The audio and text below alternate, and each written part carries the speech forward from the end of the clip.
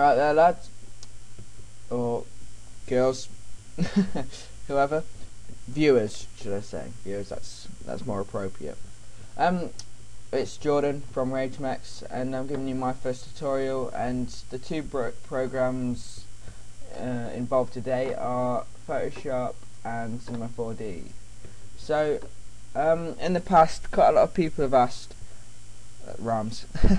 But yeah, people have asked how to get personalised things from Photoshop into Cinema 4D to make it 3D. And I haven't really got a name for it, but this is going to be a tutorial on it anyway. So first you make a new composition, and then just get your pencil really, and just whatever you want to do. I'll just I don't know, I'll just do something random maybe.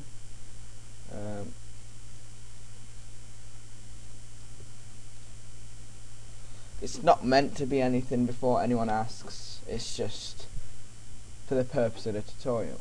So you can either, there's two ways to do this actually. I've found out not many people have done it this way, where you just make selection and then you go to File, Export, Path to Illustrator, and then just save that and just check if it works, and then you merge. Let's have a look. Yeah, it works like that as well. Well, anyway, I'll show you the other way that most people do it. Most people obviously make the selection and they go to paths, and then this little button right here, it's basically make work paths, yeah, from selection. You click that, but as you can see, if I zoom in a little bit, the edges aren't as sharp. They seem to curve and just basically don't make the shape look as good. So I'll just go back to normal, and then that way is obviously export Path to Illustrator as well. Let's make that on title too. So there's two ways to do it. I prefer just making a selection and then doing it because it makes a lot better effect. And then, so here's the Untitled 2. As you can see, there's them horrible curves there, and it's not actually accurate compared to the drawing that I did. So I'm going to delete that one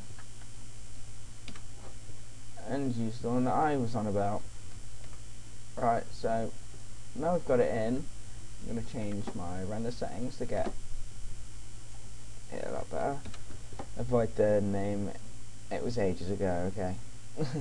So yeah, look, it's a lot sharper. As you can see, there's no curved edges, the lines are exactly how I made them. So the other way would get on people's nerves that really wanted it to be precise, but this way it's a lot easier and it gets how you wanted it. So anyway, next you add an extrude NURBS. You drag this so the arrow is pointing down, so it's basically pairing them together. You do that and then you get it 3D. And then this one here that says 20 meters, I normally tend to drag this up to around 100. It's just personal preference really. And then I always add a fillet cap. It gives it that better effect around the side. And then you just, if you can't be bothered to make your own material, which I can't, I'm lazy, it's for a tutorial, so I'm gonna import this material set. So let's have a look at that then.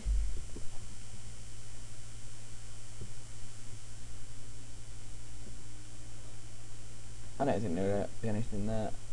No, I forgot to add a light. But yeah, basically from here you just add whatever you want to your own opinions really. I'm going to add a ring light, that's what it's called. It's basically just these there, and then center it out a bit more.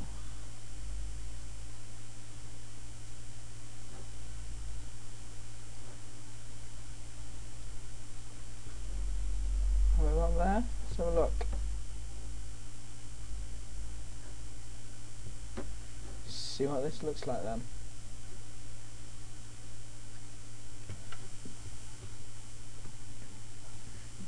always have global illumination on, I think it's called. I always have that, and it gives it a better effect. See, look at that, it gives it a really nice effect, a nice mirrored effect there, reflection with the ring light. But then also some people just tend to use a normal light, just like that really. Let's have a look what that looks like.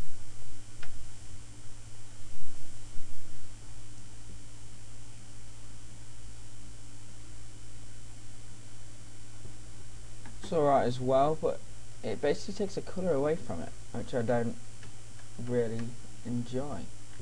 So anyway, from here you go to your render settings. If people don't know how I'm doing that, it's Control and B, and I believe it'll be Command and B on a Mac. You choose where you want to save it. I'll save it as again, and then yeah, I always have ambient occlusion on and global illumination. They give it a better end effect, should I say. It may take a bit longer on the render time, but as long as you're not impatient, it will be fine and it'll give you a lot better finished product. And then you just click that, yes. And then obviously once it's finished, just wait for it to finish.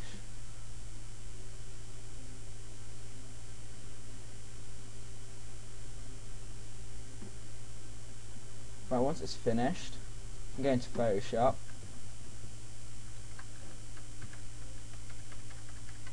Just delete this. And then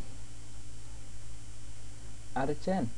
If some people are wondering how I've actually got a transparent background, how I've just got this object, you go up to onto your render settings, and then you go to alpha channel. Make sure that is ticked if you want a transparent background, but you only get it if you don't add any planes, because if you add a plane, then this, whatever colour you make this, or even if you don't make it a colour, it won't be transparent, it will be black if you don't make it a colour.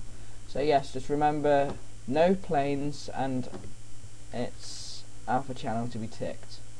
And then you go like this really, and then do whatever you want.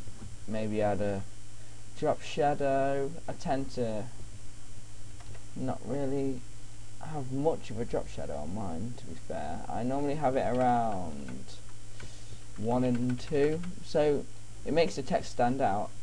I'll show you. You can see it stands out. Without it, it still stands out obviously, but it doesn't give it that finish. So in my opinion, I have that. So anyway, this was my first tutorial for the channel, and I hope you enjoyed it. And if in future, if you want anything like based on Photoshop, Cinema 4D, any tutorial based thing, you can ask me or Kyle, either personal messages on Xfire or messages on this channel.